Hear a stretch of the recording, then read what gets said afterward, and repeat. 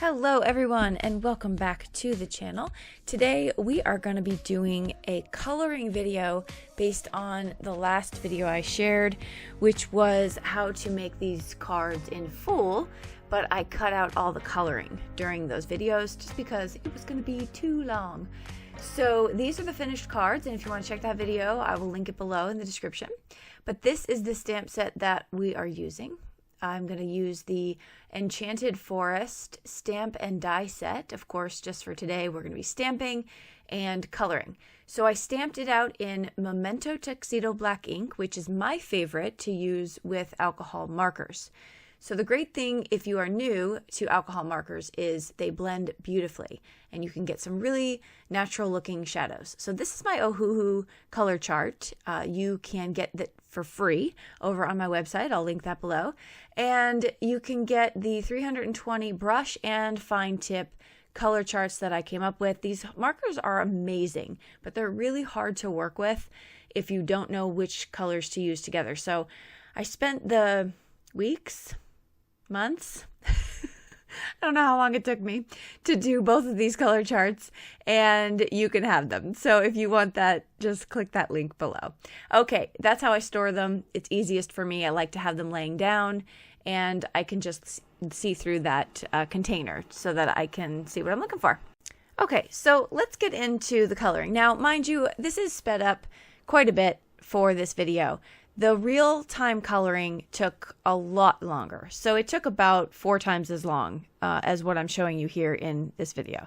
And I share that detail because it's not the fastest way to get your images colored up, honestly. If you want to work on some blending and getting the really fun shadows and all of that, making it look a little bit more realistic, it does take a little bit of time, but I also consider my time at my craft desk, especially with items or techniques that take a long time, is sort of like a therapy and just kind of mindfulness training for me.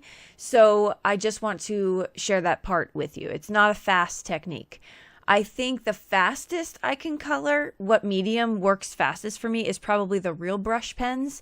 I find that they blend really, really quickly, and I have other videos and classes on that.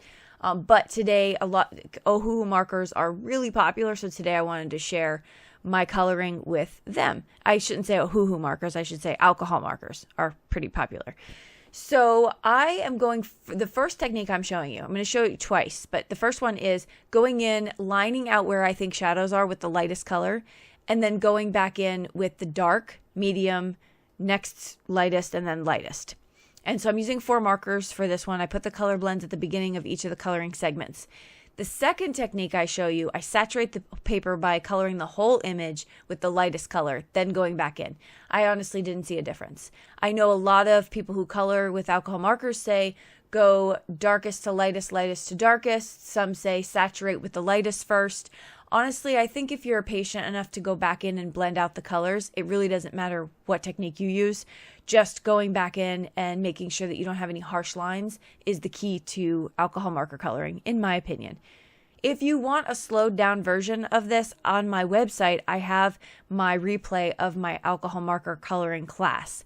You can check that out. You can pay as low as $1 if you like. But that will be in real time because it's like a live replay. So it'll show you all of that very slowly and how I walk you through the process of the alcohol marker coloring. So if you'd like to, you could check that out there. So I am, like I said, going through with that first technique, and you see the harshness between the colors right now on the bear's face mostly. What I do is I go back in again. I think I did definitely 2 layers, potentially 3, to do that. I like to put a piece of cardstock underneath what I'm coloring because not to protect my surface necessarily, it does, but it also soaks in a little bit of that marker as I'm working. So I don't really know how to explain it, but it helps to prevent bleeding outside the line. You also don't want to go too heavy-handed next to your black line, and you want to make sure that you're using a alcohol marker friendly ink, such as the 𝗦𝗘𝗧𝗨𝗣𝗥𝗗𝗚𝗡 black. You do not want to use something like VersaFine Clair Nocturne pigment ink because that will cause your image to bleed. Now, maybe using the dark browns here won't matter so much, but it will definitely show up if you're using like when we color the bunny, like a light pink. So that's another tip too. I like to put that. Now the paper I'm using is 80-pound accent opaque cardstock. You can see I get beautiful blends with this cardstock. Now, truth be told, before all of us crafters started buying it off of Amazon, it was really cheap. I can get like a 200-page ream of this cardstock for like $8. And now it's not quite as cheap. But in my opinion, it's definitely worth it. I like the 80-pound and the 100-pound. Those are the only two that I buy in the accent opaque. So now you can see with this second technique I went through and I colored up the whole image in the lightest color. That was to saturate the paper a little bit. I will say it makes a little bit of a difference when you do get the paper ready for the blending. But again, if you have the patience to go back and do that, you're going to be fine. Either way, no matter when you saturate it, it's going to be saturated and it's going to work with you. When it comes to alcohol marker coloring and blending, I say just don't get impatient. Just take the process as it is. Enjoy the journey of learning what your markers are doing, and maybe just stamp out a couple practice images before you dive into the one you want to use. I think that limits or minimizes rather some frustrations with this medium. It can be frustrating when you feel like you just can't get a good blend. One of the reasons why I did the alcohol marker chart was obviously for myself to be able to use these markers, because without it, I would never pull them out.